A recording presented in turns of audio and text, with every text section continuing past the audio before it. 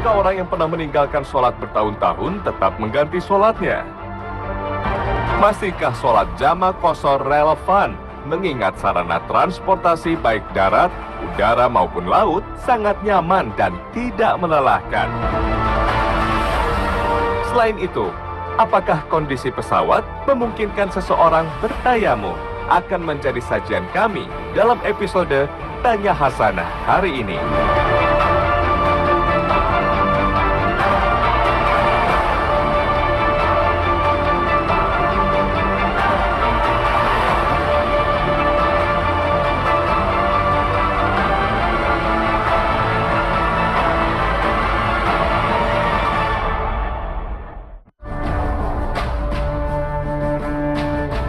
Seringkali kita melihat seorang musafir bertayamum di kendaraan sebagai pengganti wudhu, termasuk salah satunya di dalam pesawat. Karena jika naik bus umum, tidak memungkinkan untuk mampir ke musola atau masjid untuk berwudhu, semua sudah diatur oleh pihak agensi perjalanan. Lebih lagi bila naik pesawat, umumnya orang bertayamum dengan menempelkan tangan ke dinding kendaraan dengan asumsi terdapat debu di tempat itu. Namun bagaimana jika sebenarnya di dalam bus atau pesawat yang sangat bersih tidak mungkin terdapat debu? Sahkah tayamum dengan cara demikian? Jika tidak, lalu bagaimana cara berwudu di pesawat? Bagaimana cara tayamum yang benar dan sah sesuai yang diajarkan Nabi Shallallahu Alaihi Wasallam? Apakah satu kali tayamum bisa untuk beberapa kali sholat selama belum batal? Bagaimana dengan di pesawat? Apakah memang benar tidak ada air sama sekali? Sebenarnya disinilah titik permasalahannya. Sebagian ulama mengatakan kita naik pesawat komersial itu sebenarnya tetap ada air, ada toilet, bahkan nggak cuma satu. Di dalamnya kita sebenarnya masih bisa berwudu. Bahkan sebagian penumpang masih bisa berbekal membawa air minum di botol, di gelas dan sebagainya. Sehingga dengan adanya air di toilet atau di perbekalan kita, sebenarnya kita masih bisa berwudu dan belum wajib tayamum. Walaupun nanti ada sebagian ulama yang mengatakan itu air tidak cukup, atau kalau semuanya nanti antri di kamar mandi di toilet pesawat, maka tidak akan cukup juga waktunya. Maka sebagian ada yang beristihad untuk tayamum saja. Itu satu masalah. Yang kedua, ketika Allah Subhanahu wa taala menyebutkan fatayammamu sa'idan thayyiba, bertayamumlah kamu dengan menggunakan tanah yang thayyiba. Thayyiba di sini dimaknai oleh para ulama sebagai tanah yang tidak mengandung suci. Memang pada dasarnya tanah itu suci. Wa ju'ilat liyal ardu masjidan wa tahura. Nah, tinggal masalahnya adalah lagi-lagi, adakah tanah di dalam pesawat? Tentu saja secara umum kita katakan tidak ada. Kecuali nanti ada sebagian ulama yang berijtihad bahwa debu-debu yang menempel di jok pesawat atau di dinding pesawat itu bisa digunakan untuk bertayamum. Sebagian ulama mengatakan demikian. Namun kalau kita lihat secara hakikatnya, jok pesawat atau dinding yang ada di dalam pesawat itu sebenarnya pun tidak mengandung debu juga. Karena pasti sudah dibersihkan, pasti sudah divakum. Ya, kecuali kalau memang betul-betul secara fisik kita tempelkan tangan kita ke dinding pesawat dan ada bekas tangan kita di dinding itu menunjukkan bahwa memang tanah atau minimal debu itu ada. Tapi ketika tanah dan debu itu ternyata tidak ada, nah ini menjadi satu masalah lagi. Karena Quran menyebutkan fatayammamu sa'idan, dan sa'id itu artinya adalah tanah. Bukan debu kecil mikroskopis yang berterbangan di sekeliling kita.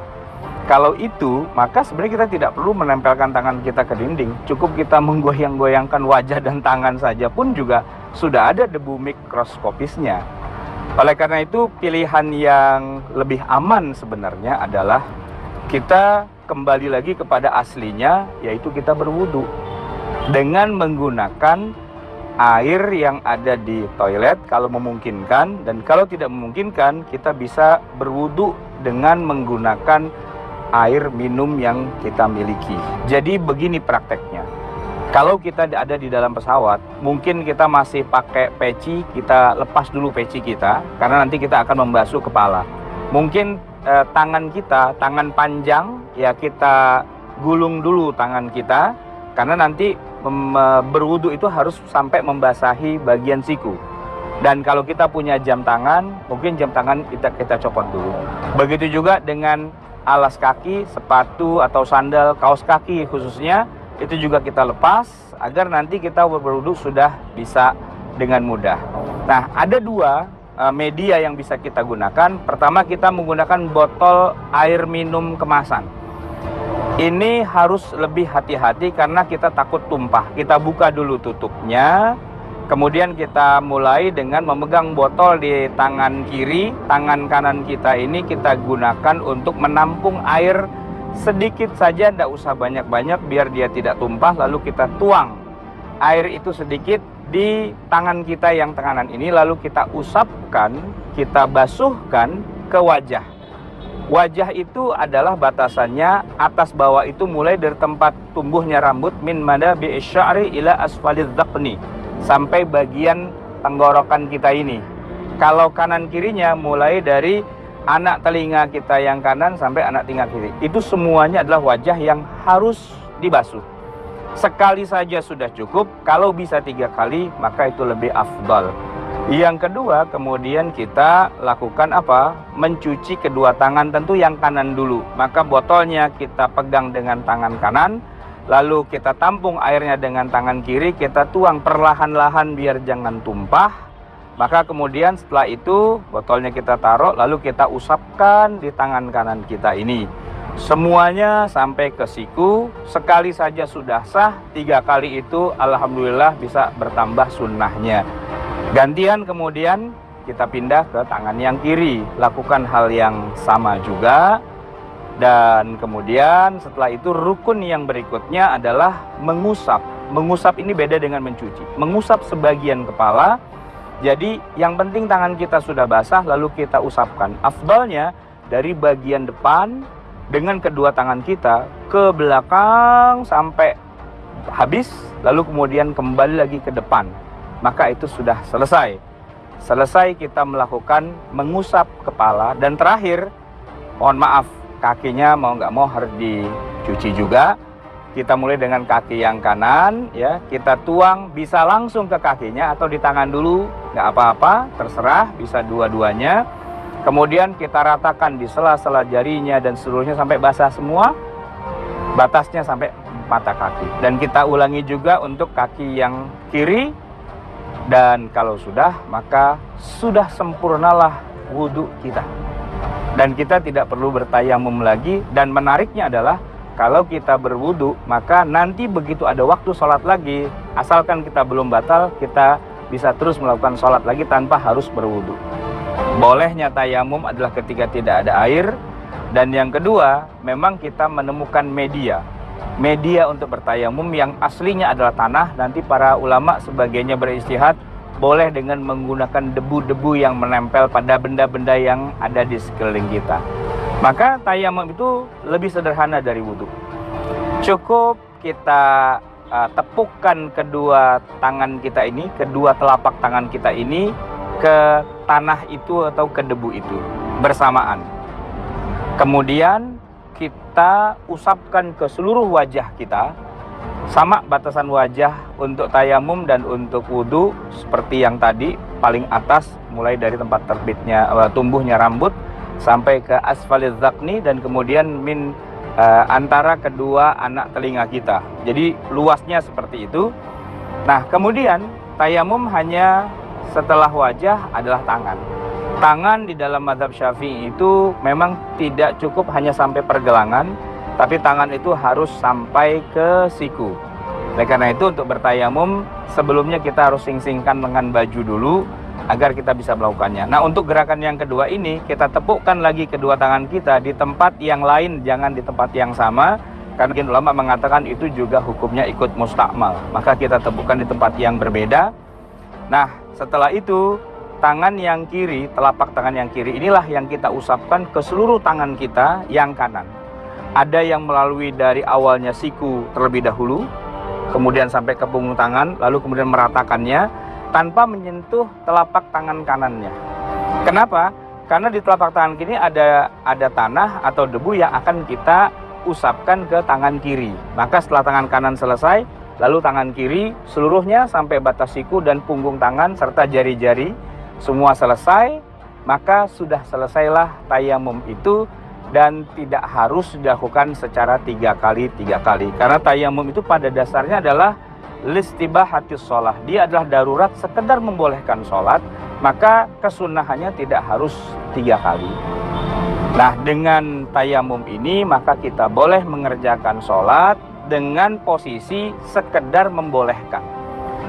Sehingga nanti para ulama banyak yang mengatakan bahwa khususnya dalam mazhab Syafi'i kita di Indonesia, untuk sholat yang berikutnya lagi maka kita butuh tayamum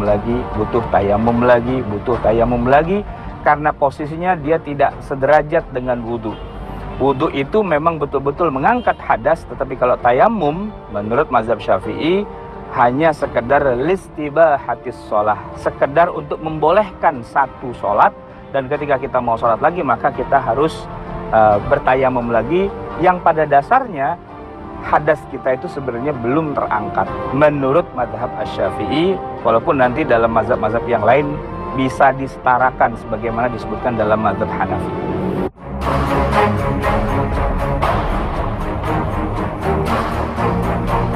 Pemirsa Hasanah, seringkali kita menemukan orang-orang musafir menjamak qashar atau mengumpulkan dan meringkas sholat. Tapi tak sedikit dari mereka yang tidak mau menjamak dan mengqashar sholatnya, dengan alasan walaupun perjalanannya jauh, namun sarana transportasi zaman ini cukup nyaman dan tidak membuat lelah, sehingga tidak ada alasan untuk meringkas sholat. Apabila saat ini perjalanan keluar kota atau perjalanan ke luar negeri sudah sangat nyaman dan tidak terasa lelah, lalu apakah rukhsah atau keringanan yang diberikan Allah kepada kita untuk menjama dan mengqashar sholat saat bepergian jauh saat ini sudah tidak relevan? Apakah keringanan ini merupakan sebuah pilihan? Lalu mana yang lebih baik? Tetap memanfaatkan keringanan itu atau tidak? Masalah berikutnya, apakah keringanan itu diberikan berdasarkan jarak atau kesulitan yang ditempuh dalam perjalanan? Karena tak sedikit orang yang menjama dan mengqashar sholat di perjalanan yang dekat, seperti di Jakarta, yang kemacetannya bisa sampai melewati 2 waktu sholat. Kemacetan di Jakarta memang luar biasa. Jarak yang kalau pada sebelum subuh kita tempuh dalam waktu hanya 20 menit, maka pada hari tertentu, jam tertentu, dikala hujan bahkan bukan 20 menit, tapi bisa jadi 20 jam. Tetapi masalahnya adalah bukan durasi sebenarnya, tapi kembali kepada jaraknya. Durasi itu tidak lagi menjadi ilat yang membolehkan orang itu boleh menjama atau mengqashar, tapi masafatul qasr, berapa jaraknya. Nah, sehingga walaupun ditempuh dengan 20 jam, tapi kalau jaraknya hanya 10-20 kilo, tetap saja belum boleh untuk melakukan menjama atau mengqashar sholat. Oleh karena itu solusinya sederhana saja. Ayo kita keluar dari kemacetan, kita cari masjid, kita cari musalla, bahkan di tanah, di taman, di rerumputan, di trotoar, dimanapun. Seluruh bumi ini, tanah dan seluruhnya ini adalah sebagaimana kata Rasulullah SAW, wa ju'ilat liyal ardu masjidan wa tahura. Telah dijadikan seluruh tanah ini adalah masjid, tempat untuk sujud. Kita boleh sholat di mana saja, dan tahura, media untuk bersuci, bisa untuk melakukan tayamum kalau seandainya tidak ada air. Awalnya dibolehkan menjama atau mengqashar sholat itu memang ketika ada masyaqqah, itu awal mulanya. Tetapi kemudian hukum illatnya bergeser dari yang asalnya masyaqqah menjadi safar. Maka di dalam Al-Quran disebutkan wa idza darabtum fil ardi, kalau kamu melaksanakan safar di muka bumi, maka relevansinya tetap terjadi selama kita melakukan safar dan safarnya memenuhi syarat dan ketentuan, walaupun bisa ditempuh dengan cepat, walaupun dengan nyaman, bahkan tanpa ada rasa lelah, lapar dan sebagainya, bahkan tidak ada resiko bahaya dan sebagainya, hari ini tetap masih relevan.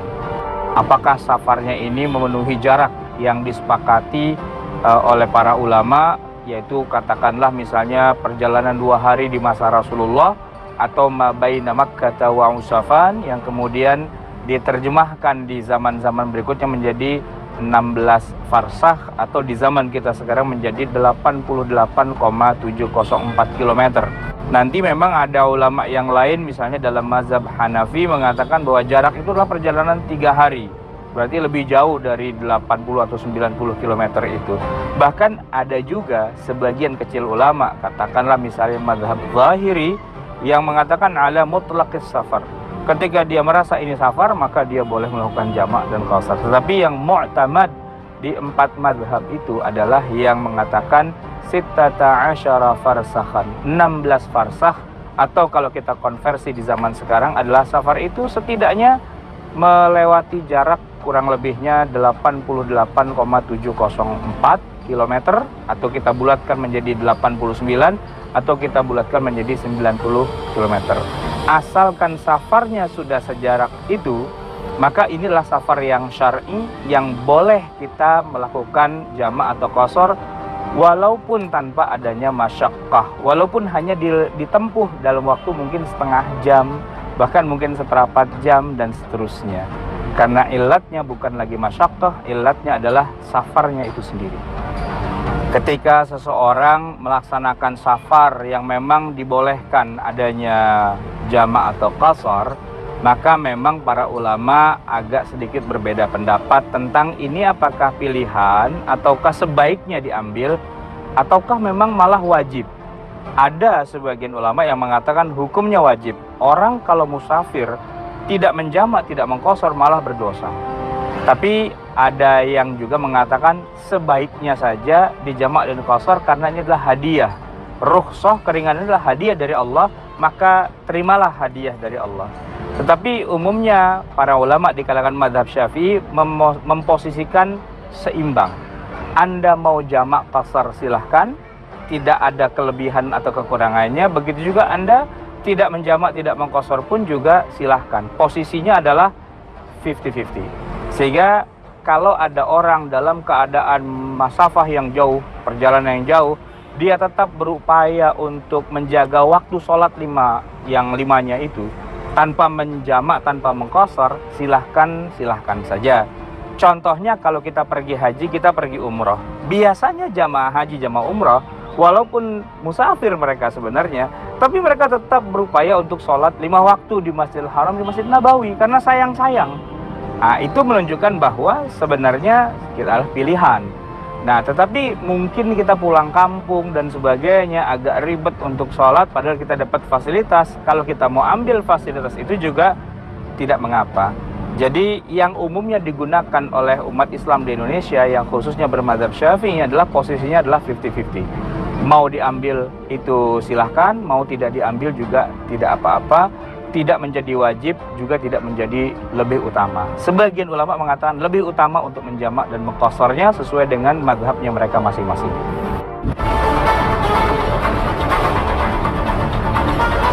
Assalamualaikum warahmatullahi wabarakatuh. Selamat pagi pemirsa Trans 7.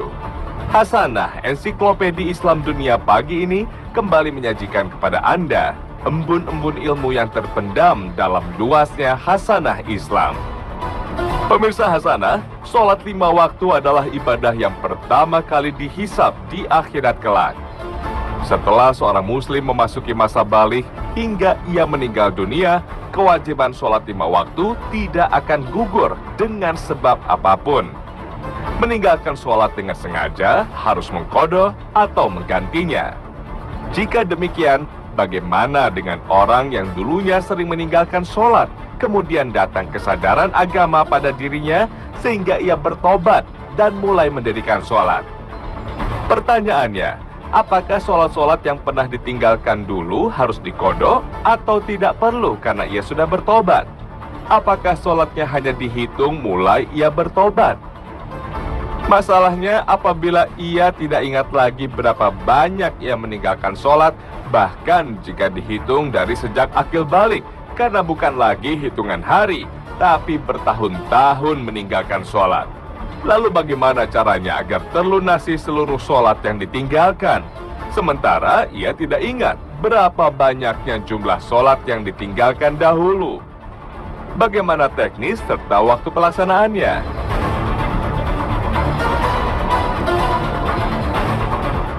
Satu sholat yang kita tinggalkan harus kita ganti, apalagi kalau banyak. Nah, sekarang pertanyaannya adalah, ini terlalu banyak dan saya lupa berapa saya tidak sholat. Umar ibn Khattab radhiyallahu anhu, sering kali kita dengar beliau menasihati, hasibu anfusakum qabla an tuhasabu. Hitung-hitunglah dirimu. Nah, di sini hitung-hitung itu yang paling utama adalah coba kita perhitungkan berapa kali kira-kira kita tidak sholat. Itu yang harus kita perhitungkan. Syukur-syukur kita menghitungnya agak sedikit dilebihkan daripada kurang. Nah, setelah kita tahu, kita ancer-ancer kira-kira berapa, katakanlah mungkin 1 tahun total kita tidak sholat, berarti 365 hari. Maka kita buatlah proyek untuk menebus sholat-sholat yang sudah kita tinggalkan itu. Kita buat catatan, kita buat semacam progress report.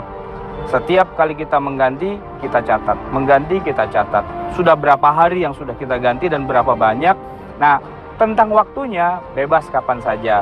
Mau dikerjakan sesuai dengan waktunya, sholat subuh digantinya di waktu subuh, zuhur di waktu zuhur, asar di waktu asar, dan seterusnya, itu bebas.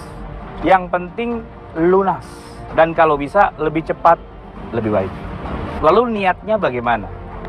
Ya, sebenarnya masalah niat ini sederhana saja. Kita memang menemukan sebagian masyarakat ada yang menggunakan niat itu maksudnya adalah bacaan lafaz niat, at-talaffuz bin niyah.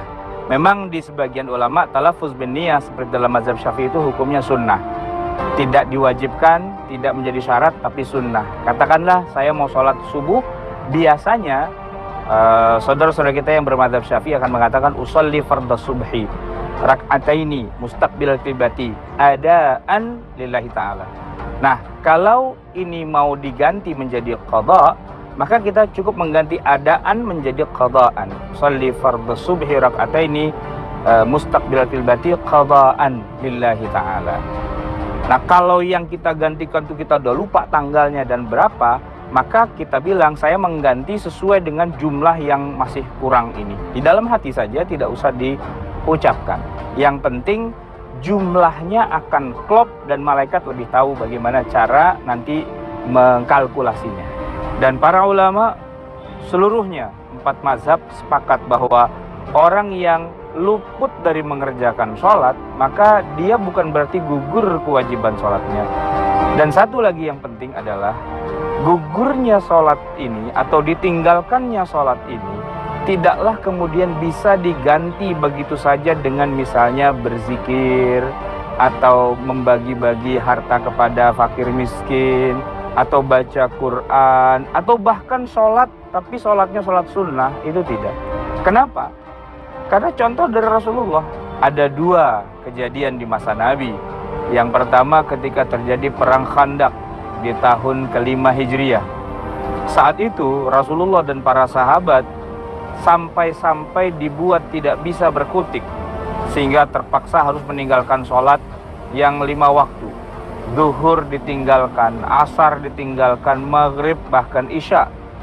Sehingga ketika sudah tengah malam, barulah kemudian Rasulullah punya kesempatan, beliau meminta Bilal untuk azan, memanggil orang-orang di Madinah untuk sholat di Masjid Nabawi bersama dengan Rasulullah, mengganti sholat zuhur yang tadi siang belum sempat dikerjakan, lalu setelah itu sholat lagi asar, setelah itu maghrib, setelah itu isya.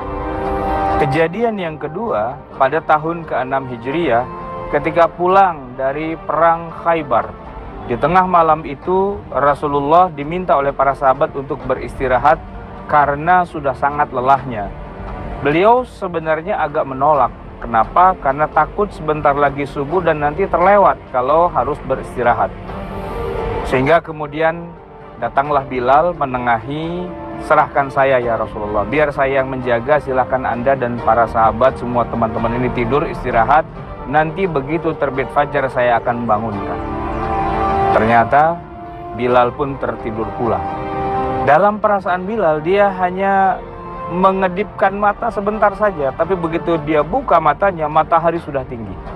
Artinya Rasulullah dan para sahabat kemudian kesiangan dari mengerjakan sholat subuh.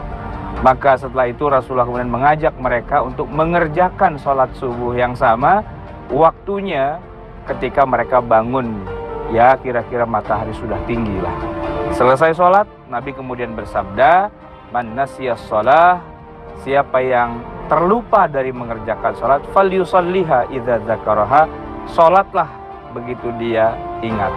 Maka sholat itu adalah kewajiban yang tidak bisa ditinggalkan. Tidak gugur kewajibannya hanya gara-gara lupa, tidur, atau mungkin masa mudanya kurang islami sehingga banyak bolong-bolong menjadi hutang yang harus kita bayarkan di dunia ini. Boleh hutang itu tidak kita bayar di dunia, di akhirat, tapi membayar di akhirat itu lebih berat.